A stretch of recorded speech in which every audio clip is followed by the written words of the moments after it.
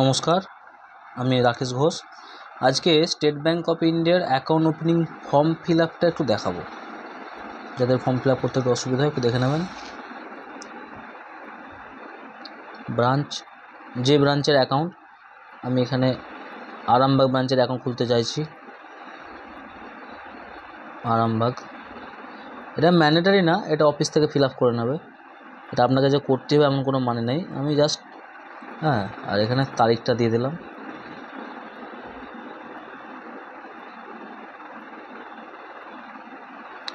Account type এখানে কি আছে, নর্মাল অ্যাকাউন্ট খোলা যাবে, স্মল অ্যাকাউন্ট খোলা যাবে, মাইনর অ্যাকাউন্ট খোলা যাবে। নর্মাল অ্যাকাউন্ট কাদের জন্য? যারা সেভিংস অ্যাকাউন্ট খুলতে চাইছে, 18 বছর বয়সের বেশি আছে বয়স, তারা নর্মাল অ্যাকাউন্টটাই প্রেফার করবে সবসময়। নর্মাল অ্যাকাউন্টে সব কিছু করা যায়, লেনদেন। আর আমি যদি স্মল বা মাইনরে যাই, ওটা আসছি, তাহলে আমি নর্মাল অ্যাকাউন্ট খুলতে চাই, নর্মাল টিক দিলাম। আর নর্মালটাই সবাই প্রেফার করবেন, নর্মালটাই করবেন। আর স্মল অ্যাকাউন্ট মানে যে ছোটো অ্যাকাউন্ট, টিনি অ্যাকাউন্ট, যেগুলোতে খুব বেশি লেনদেন করা যায় না, বাৎসরিক 5 লক্ষ টাকা জমা তোলা করা যায়, আর এককালীন 30,000 টাকা তোলা যায়, তাদের সেই অ্যাকাউন্টগুলোকে স্মল অ্যাকাউন্ট বলে। আর মাইনর অ্যাকাউন্ট মানে বাচ্চাদের অ্যাকাউন্ট। বাচ্চাদের অ্যাকাউন্টে অন্য একদিন আমি ফর্ম ফিল আপ করে দেবো, বুঝিয়ে দেবো যে বাচ্চাদের অ্যাকাউন্ট কীভাবে ফর্ম ফিল আপ করবো। একই প্রসেস, একটু শুধু জাস্ট আলাদা। এবার নাম, আপনার যে নাম, আপনার নাম লিখে দেবেন। আমি দেখানোর জন্য একটা নাম ফিল আপ করছি, রিন্টু মালিক। রিন্টু মালিক, প্রত্যেকটা ঘরে ক্যাপিটাল অক্ষর, এবং একটা, আমি যখন পদবিটা লিখবো একটা ঘর ছেড়ে লিখতে, দুটো ছেড়ে যেতে অনেকখানি জায়গা আছে, অনেকখানি ছেড়ে লিখলাম। এবার আসছে date of birth. Date of birth 3/10/2005, আপনার ডেট অফ বার্থ দিয়ে দিলেন। এখানে হচ্ছে মেল না ফিমেল না থার্ড জেন্ডার, যে ফিল আপ করছেন মেল, ছেলে হলে মেল, মেয়ে হলে ফিমেল, আর অন্য জেন্ডার হলে থার্ড জেন্ডার। তাহলে আমি যেহেতু রিন্টু মালিক মেলের ফিমেল ছেলের করছি ফর্ম ফিল আপ, তাহলে মেল। যদি কোনো মেয়ে ফর্ম ফিল আপ করেন তার হবে ফিমেল। এবার আসছে ম্যারেড, আনম্যারেড, আদার্স। যদি কেউ বিবাহিত হন তাহলে ম্যারেড টিক দেবেন, যদি কেউ অবিবাহিত হন তাহলে আনম্যারেড টিক দেবেন। আর যদি কেউ আদার্স মানে বিধবা, এসব ক্ষেত্রে তারা কিন্তু আদার্স, বা বিয়ে করেননি, বিধবা, তাদের কিন্তু আদার্স দেবেন। তাহলে এখানে আনম্যারেড দিলাম, যেহেতু অবিবাহিত রিন্টু মালিক, আনম্যারেড। বিবাহিত হলে ম্যারেড দিতে হবে। আর নম্বর অফ ডিপেন্ডেন্টস, এই রিন্টু মালিকের ওপর ডিপেন্ড করে কে কে আছে। এখানে নম্বর অফ ডিপেন্ডেন্ট আমি 0 দিতে পারি, এটা কোনো মানে যে ইম্পর্টেন্ট বিষয় তা নয়, আমি যা ইচ্ছে দিতে পারি, বা কিছু নাও লিখতে পারি। আমি কিছু লিখলাম না, ছেড়ে দিলাম, ম্যান্ডেটারি না, স্টার চিহ্নগুলো কিন্তু ম্যান্ডেটারি। এবার যে নেম অফ ফাদার, মাদার বা স্পাউস, তাহলে রিন্টু মালিকের বাবার নাম যদি আমি লিখি তাহলে ফাদার, যেহেতু ছেলে ফর্ম ফিল আপ করছে রিন্টু মালিক, তার বাবার নাম লিখলাম। যদি কারো বাবা মারা গিয়ে থাকে, মা যদি গার্জেন থাকে, সে মাকে করতে পারে, পরের ঘরটা টিক দিতে পারে। আর কেউ যদি মানে তার যদি মেয়ে হয়, বিবাহিত মহিলা, তার ক্ষেত্রে সে স্পাউসের নামটা দিতে পারে। তাই রিন্টু মালিকের বাবার নাম লিখছি, সহদেব মালিক। দেখুন নামের পর কিন্তু আমি একটু স্পেস দিয়ে পদবিটা লিখলাম। এখানে একটা ব্যাপার আছে, পরের ঘরটা বলছে name of guardian. Name of guardian মানে যদি মাইনর অ্যাকাউন্ট হয়, 18 বছরের নিচে বা 10 বছরের নিচে যদি আমি এখানে অ্যাকাউন্ট খুলি, সেই ক্ষেত্রে নেম অফ গার্জেন ম্যান্ডেটারি দিতেই হবে। আর যেহেতু আমি 18 বছরের বেশি মেজর অ্যাকাউন্ট খুলছি, তাহলে আমার ম্যান্ডেটারি নয়, আমি শুধু বাবার নাম লিখে নেম অফ গার্জেন কোডটা ছেড়ে দিলাম। আর নেম অফ গার্জেন যদি মাইনর অ্যাকাউন্ট হয়, তার রিলেশনশিপ দিতে হবে। ন্যাশনালিটি দিয়ে দিলাম ইন্ডিয়ান। অকুপেশন টাইপ, উনি কি করেন, ঠিক আছে, রিন্টু মালিক কী করেন। এখানে যে যা করেন, এখানে অনেকগুলো ব্যাপার আছে, state government, central government, public sector undertaking, defence, private sector, যদি হয় এমপ্লয়ি আইডি দিতে হবে। আর বিজনেস যদি হয় ইন্ডাস্ট্রিয়াল বিজনেস, না ট্রেড সেক্টর, সার্ভিস সেক্টর, না লেবার, না কন্ট্রাক্টর, না জুয়েলার, জুয়েলার শপ, মানে সে কি করে। তাহলে রিন্টু হচ্ছে বিজনেস করে, লেবার, বিজনেস করলে বিজনেস। আর এখানে রিন্টু আমি যদি কিছু না লিখি, এখানে আদার্স করে দিতে পারি, বা স্টুডেন্ট অ্যাকাউন্ট যদি হয় স্টুডেন্ট করে দিতে পারি, তাহলে এখানে হলো আদার প্রফেশনাল। এবার কি আসছে, অর্গানাইজেশন নেম, যে কোন কোম্পানিতে চাকরি করে, যদি চাকরি করতো অর্গানাইজেশন নেম, আর তার ডেজিগনেশান, স্যালারি অ্যাকাউন্টের ক্ষেত্রে কিন্তু প্রযোজ্য। আর বিজনেস হলে নেচার অফ বিজনেস, কিসের বিজনেসটা লিখে দিলেন, অ্যানুয়াল ইনকাম একটা দিয়ে দিলেন, যেটা অ্যানুয়াল ইনকাম আপনার ইনকাম ট্যাক্স ফাইলে আছে, বা অতটা ম্যানুয়াল ইনকাম দিতে হবে, কিন্তু আপনি আপনার কেমন লেনদেন করবেন সেই অনুযায়ী একটা অ্যানুয়াল ইনকাম দিয়ে দিলেন। ইনি যেমন 1,20,000 টাকা অ্যানুয়াল ইনকাম দিলাম। সোর্স অফ ফান্ড, এই যে 1,20,000 টাকা ইনকামটা দেখালাম, এই ফান্ডটা কোত্থেকে আসছে, স্যালারি থেকে, না বিজনেস থেকে, না এগ্রিকালচার থেকে, না ইনভেস্টমেন্ট থেকে, না পেনশন থেকে, না আদার্স। তাহলে আমি এখানে আদার প্রফেশনাল দিয়েছিলাম, তাহলে আমি এখানে দিয়ে দিলাম আদার্স। রিলিজিয়ান, রিন্টু মালিক, রিলিজিয়ান মানে বুঝতে পারছেন যে জাতি কি, রিন্টু মালিক হিন্দু, তাহলে এখানে আমি হিন্দুতে টিক দিয়ে দিলাম। আর মুসলমান হলে মুসলমান দেবেন, খ্রিস্টান হলে খ্রিস্টান দেবেন, হ্যাঁ, শিখ হলে শিখ দেবেন, অন্য কোনো হলে সেখানে অন্য কোনো জাতিতে লিখে দিতে হবে। এখানে 4টে অপশানই স্টেট ব্যাংক থেকে দিয়েছে, হিন্দু, মুসলিম, খ্রিস্টান, শিখ, এর বাইরে হলে লিখে দিতে হবে। ক্যাটাগরি কি জেনারেল, ওবিসি, এসসি না এসটি। রিন্টু মালিকের এসসি সার্টিফিকেট আছে, এসসি শিডিউল কাস্ট, এটা জেনারেল, এটা ওবিসি, এটা schedule caste, schedule type. Person is with disability, যদি এখানে বলছে যদি কোনো অঙ্গহানি থাকে, মানে প্রতিবন্ধকতা যদি থাকে, সেক্ষেত্রে আমি ইয়েস লিখবো। আর যদি প্রতিবন্ধী না হয়, প্রতিবন্ধী না থাকে, সেক্ষেত্রে নো লিখলাম। যদি প্রতিবন্ধী থাকে বা প্রতিবন্ধ থাকে, ইয়েস লিখে এখানে কত পার্সেন্ট লাইবিলিটি দিতে হবে। এবার এডুকেশনাল কোয়ালিফিকেশান, কত দূর পড়াশোনা করেছে, রিন্টু মালিক হচ্ছে 10 পাস করেছে। এবার আসছে please tick off the application box, সে কোনো রাজনীতির সঙ্গে যুক্ত কিনা। যদি রাজনীতির সঙ্গে যুক্ত হয় তাহলে আপনি দেবেন, আর যদি রাজনীতির সঙ্গে যুক্ত না হয়ে থাকে তাহলে আপনি নান করে দেবেন। এবার প্যান কার্ড নাম্বার দিচ্ছি, রিন্টু মালিকের প্যান কার্ড নাম্বার দিচ্ছি।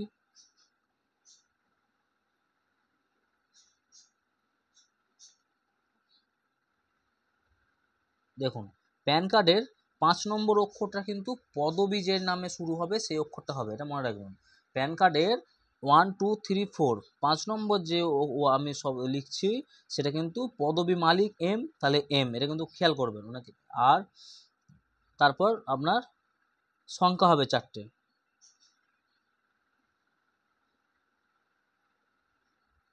Pan card number. আর এখানে হচ্ছে প্যাম ইজ নট সাবমিটেড, যদি বলেছে প্যান কার্ড যদি না থাকে তাহলে কিন্তু ফর্ম 60 ফিল আপ করতে বলেছে, তাহলে যেহেতু প্যান কার্ড আছে প্যান কার্ড দিয়ে দিলাম। মোবাইল নাম্বার, দেখুন মোবাইল নাম্বার, এখানে আমি তো এক্সাম্পল দেওয়ার জন্য দিচ্ছি, এখানে আমি আমার মোবাইল নাম্বার দিচ্ছি। আপনাদের ফর্ম ফিল আপ করতে কিছু অসুবিধা হলে আমাকে হোয়াটসঅ্যাপ করবেন, আমি কিন্তু হোয়াটসঅ্যাপে আপনাদেরকে হেল্প করে দেবো। ফোন করবেন না, ফোনে সবসময় পাবেন না, কিন্তু হোয়াটসঅ্যাপ করবেন এই নাম্বারে, আমি কিন্তু আপনাকে হেল্প করব। আর অবশ্যই ইমেল আইডি যদি থাকে অবশ্যই দিয়ে দেবেন ইমেল আইডি। কেন বলছি ইমেল আইডি দিতে, ইমেল আইডি দিয়ে দিলে আপনার কী সুবিধা হবে, ব্যাংক থেকে স্টেটমেন্ট কিন্তু আপনি হোয়াটসঅ্যাপ ব্যাংকিং আমি ভিডিও দিয়েছি ওখান থেকে পেয়ে যাবেন।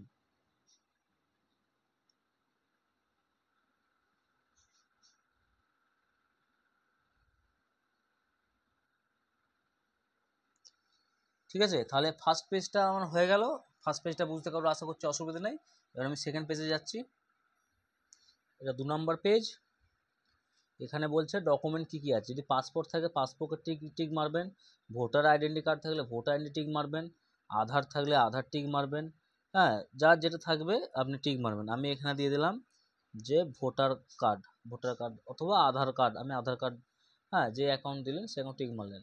এবার বলছে যে যেই অ্যাকাউন্টটা আপনি সাবমিট করেছেন যদি ই ডকুমেন্ট হয় তাহলে আপনি ইএস করে ডকুমেন্ট নাম্বার লিখে দেবেন, যদি ই ডকুমেন্ট হয়, হ্যাঁ। আর যদি ই ডকুমেন্ট নাও হয়, ই ডকুমেন্ট যদি সাবমিট না করে থাকেন তাও কোনো অসুবিধা নেই, এখানে আপনি নাম্বারটা লিখে দিলেন, যে এখানে আধার কার্ড নাম্বার একটা লিখে দিলেন, আপনার আধার কার্ড নাম্বারটা লিখে দিলেন, বা আপনার 12টা নাম্বার হবে, 12টা নাম্বার পরপর বসিয়ে দেবেন আধার কার্ড নাম্বার, হয়ে গেল। আর যদি ভিসা থাকে ফরেন কাস্টমারদের জন্য এখানে visa number, visa details.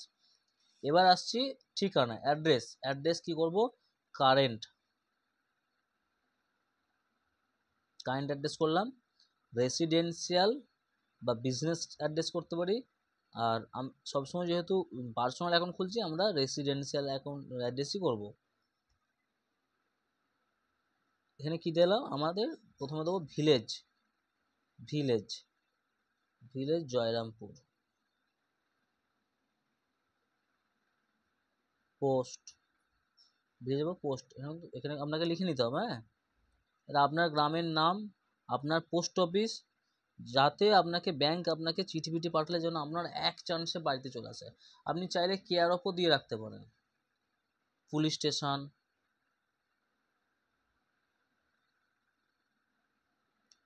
District, pin number, country name. দেখুন আমার ঠিকানা কিন্তু ফিল আপ করে দিলাম। স্টেট, গ্রামের নাম দিলাম, পোস্ট অফিসের নাম লিখলাম, পুলিশ স্টেশন লিখলাম, জেলা লিখলাম, রাজ্য লিখলাম, পিনকোড লিখলাম, আর দেশের নাম লিখলাম। আর যদি সেম অ্যাড্রেস হয় তাহলে আমি এখানে টিক বক্স মেরে দেবো, ব্যাস, আর কিছু কাজ নেই। যদি আমার রেসিডেন্সিয়াল অ্যাড্রেস এবং আমার ঠিকানার সেম যদি হয়, আমার যদি আমার যদি অনেকে আছে যে থাকে এক জায়গায়, মানে আধার কার্ড ভোটার কার্ডে এক জায়গায় আর ঠিকানা আছে, আর ভাড়া নিয়ে অন্য জায়গায় থাকে, সেক্ষেত্রে তাদেরকে দুটো ঘরই ফিল আপ করতে হবে। আর বেশিরভাগ মানুষ যেহেতু যেই ঠিকানায় থাকেন সেই ঠিকানাতেই ডকুমেন্ট আছে, তারা কিন্তু সেম অ্যাজ কারেন্ট করে দিলেন।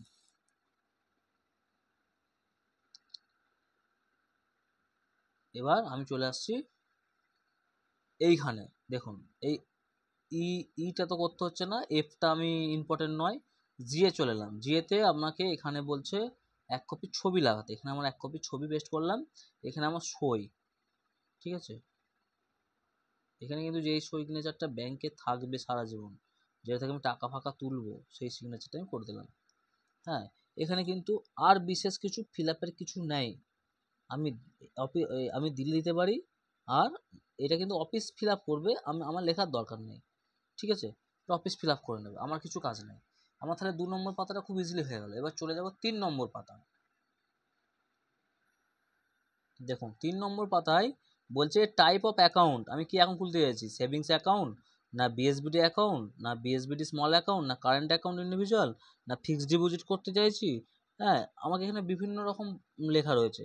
আমি যেহেতু সেভিংস অ্যাকাউন্টে ফর্ম ফিল আপ করে আপনাকে দেখাচ্ছি, তাহলে আমি সেভিংস অ্যাকাউন্টের ঘরে টিক মারলাম। আমি যদি কারেন্ট অ্যাকাউন্ট খুলতে যাই পার্সোনাল, তাহলে কারেন্টের ঘরে টিক মারবো। তাহলে আমি সেভিংস অ্যাকাউন্ট খুললাম। এবারে বি মোডে কি বলছে, যে অ্যাকাউন্টটাকে প্রথমে এ মোডটা দেখলাম, বি মোডে বলছে যে অ্যাকাউন্টটা কি আমার নিজস্ব সিঙ্গেল অ্যাকাউন্ট না জয়েন্ট অ্যাকাউন্ট। যদি আমি সিঙ্গেল অ্যাকাউন্ট খুলতে চাইছি আমি সেলফ করলাম, আর যদি জয়েন্ট অ্যাকাউন্ট খুলতে চাই তাহলে কিন্তু আমার এতগুলো অপশান আছে, আমি যে কোনো অপশান ক্লিয়ার করতে পারি। এখানে লেখা আছে আইদার অফ সার্ভাইভার, মানে দুজনের মধ্যে একজন টাকা তুলতে পারবে, ঠিক আছে।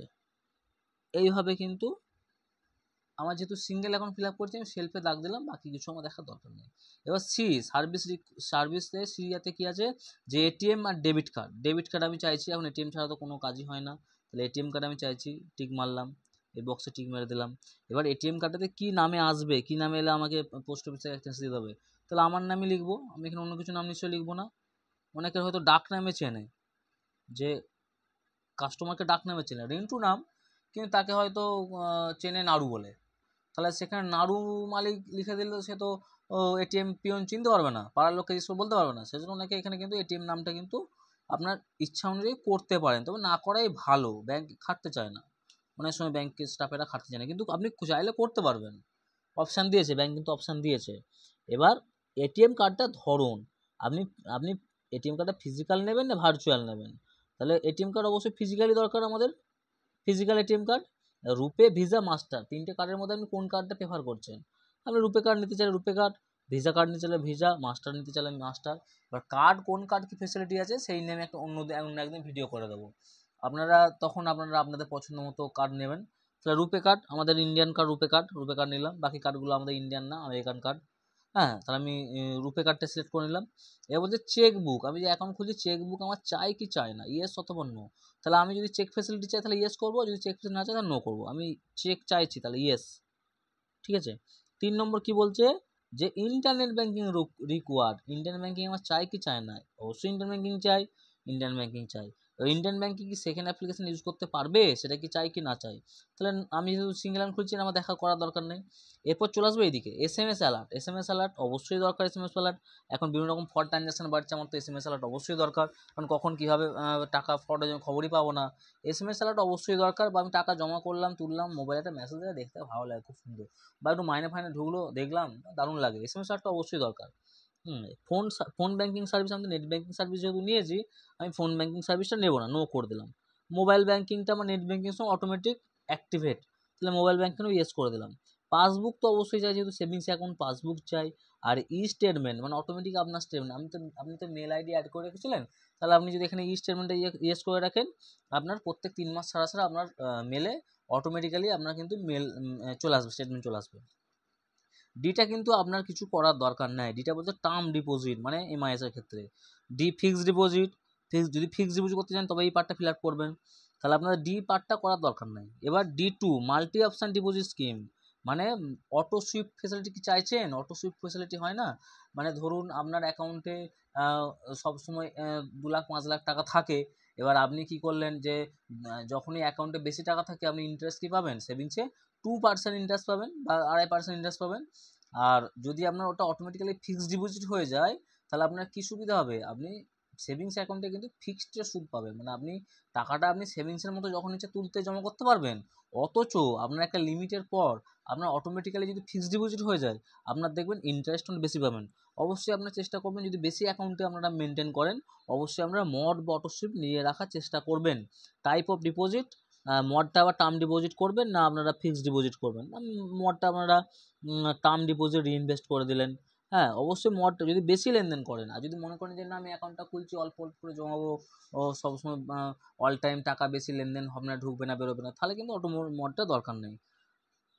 D3টা কি বলতে রেকারিং ডিপোজিট, মাসে 100 200 হয় জমানোর জন্য, বা 1000 5000 মান্থলি রেকারিং করলে এটা। আমি সেভিংস অ্যাকাউন্ট খুলছি, আমার এটা দরকার নেই। T4টা আমার দরকার নেই। এবার আমি চলে যাচ্ছি পরের পাতায়, 4 নম্বর পাতায়। দেখুন, এরপর আপনাদের কিন্তু এফ এফ ঘরটা কিন্তু খুব ইম্পর্টেন্ট ঘর, এফটা কিন্তু আপনারা অবশ্যই ভালো করে ফিল আপ করবেন। হ্যাঁ, এফটা কিন্তু অবশ্যই ফিল আপ করবেন। দেখুন, রিন্টু মালিক, এখানে লিখলাম আই রিন্টু মালিক, আপনার নাম লিখে দিলেন। ঠিক আছে, আপনি যে অ্যাকাউন্টে নমিনি করতে চাইছেন, আপনি নতুন অ্যাকাউন্ট খুলেছেন, অ্যাকাউন্ট নাম্বার পাবেন না, এটা অফিস বসিয়ে নেবে। আই ওয়ান্ট নমিনি, এবং নমিনিটা যেন পাসবুকে থাকে প্রিন্টেড, লিখে দিলেন। আর type of deposit savings account.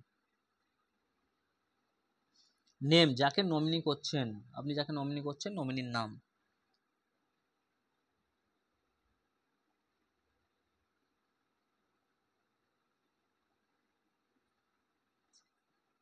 Rintu মালিকের নমিনি শ্যামলী মালিক। এবার অ্যাড্রেস অফ দ্য নমিনি, নমিনির ঠিকানা, নমিনির ঠিকানা লিখে দিলেন, আপনার যে নমিনি করলেন তার ঠিকানা লিখে দিলেন, ভিলেজ জয়রামপুর, সেম ঠিকানাটা লিখে দিলেন। পোস্ট দিহিবাইরা, পুলিশ স্টেশন আরামবাগ, আপনি বাকি লিখে দিলেন।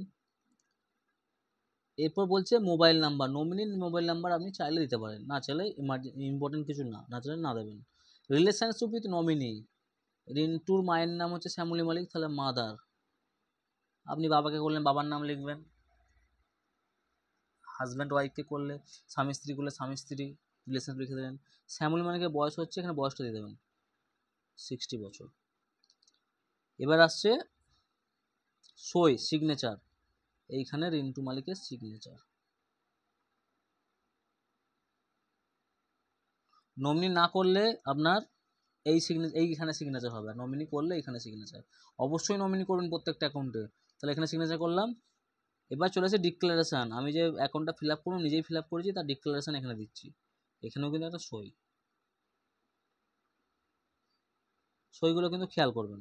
এটা কিন্তু অফিস পারপাস ইউজ, এটা আপনাকে আর কিছু করতে হবে না। এবার চলে যাই পরের পাতায়। দেখুন, এই পাতাটি মূলত দিয়েছে টার্ম অ্যান্ড কন্ডিশন, যে সেভিংস অ্যাকাউন্টের নিয়ম কানুন কী আছে, কীরকম কী লেনদেন করবেন, এটিএম কার্ডের কী নিয়ম আছে, প্যান কার্ড কখন সাবমিট করবেন, 15 GH কেন দেবেন, এসব নিয়মকানুন লেখা আছে। এগুলো কেউ পড়ে না, তবু আপনারা চাইলে পড়তে পারেন। আর পড়ে, আর যদি নাও পড়েন, কিন্তু এখানে সিগনেচারটা ব্যাংক দেখবে না, কিন্তু ব্যাংক অ্যাকাউন্টটা খুলবে না, এখানে সিগনেচারটা কিন্তু লাগবে আপনার, এখানে কিন্তু আপনি সিগনেচারটা করে দিলেন। এটা আপনাকে কপি ব্যাংক ছিঁড়ে দিয়ে দেবে অ্যাকাউন্ট হওয়ার পর, আপনার নমিনি অ্যাকনোলেজমেন্ট কপি। এবার যাচ্ছি তারপরের পাতায়। এই পাতায় কিন্তু আপনাকে কিছু গাইডলাইন ব্যাংক কিন্তু দিয়েছে, ব্যাংকের যে রুল সে নিয়মকানুন কিন্তু দিয়েছে, আপনারা নিজে কিন্তু পড়ে নেবেন, এটা ফিল আপের কিছু নেই। এবার যাচ্ছি নেক্সট পাতায়। আমি বলেছিলাম যে প্যান কার্ড যদি কারো না থাকে ফর্ম 60 সাবমিট করতে হবে। তাহলে আমি দেখিয়ে দিচ্ছি, ওনাকে তো প্যান কার্ড নেই, আমি দেখিয়ে দিচ্ছি রিন্টু মালিক কিন্তু প্যান কার্ড আছে, যাতে প্যান কার্ড থাকবে তাদের এটা ফিল আপ করার দরকার নেই। আমি যেহেতু আপনাদেরকে দেখাচ্ছি ফর্ম ফিল আপ কী করে করবেন, তাই আমি প্যান কার্ড নেই এটা দেখিয়ে দিচ্ছি যে রিন্টু মালিকের প্যান কার্ডে ফর্ম 60 কীভাবে সাবমিট করবেন। এরপর আসছে আপনার ডেট অফ অ্যাপ্লিকেশান। আপনি যে প্যান কার্ড অ্যাপ্লাই করেছেন তার ডেট অফ কবে অ্যাপ্লাই করেছেন তার একটা ডিক্লারেশন আপনাকে দিতে হয়। আপনি লিখে দিলেন যে আমি আজকেই প্যান কার্ড অ্যাপ্লাই করেছি, আগামী দিনে আমি ব্যাংকে জমা দেবো। অ্যাকনোলেজমেন্ট নাম্বার যদি থাকে আপনি দিয়ে দেবেন।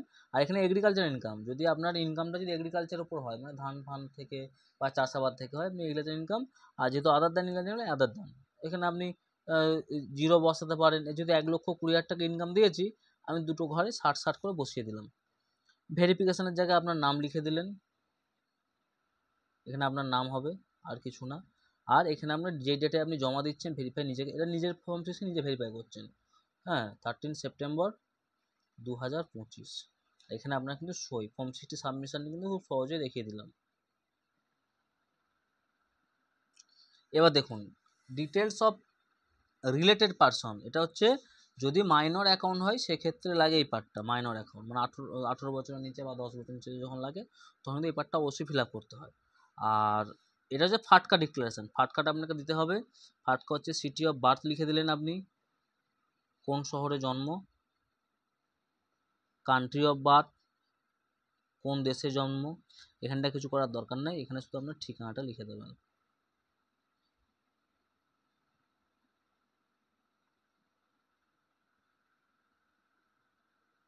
দেখুন ফর্ম ফিল আপ করা কিছু নেই, আপনারা অনেকে বোঝেন না যে 5 পাতার ফর্ম দিয়েছে কি লিখবো রে বাবা, কি করে করব, ব্যাংকে গিয়ে ধরেন যে আমাকে করে দিন একটু। এবার তাদের কি সময় আছে? তাদের তো আপনার মতো কতজন কাস্টমার যাচ্ছে, তারা তো করে দিতে পারবে না। কিছুই নেই, আপনারা অসুবিধা হলে আমাকে হোয়াটসঅ্যাপ করবেন, আমি আপনাকে হেল্প করে দেবো। আর একবার দুবার দেখলেই, অসুবিধা কিচ্ছু নাই।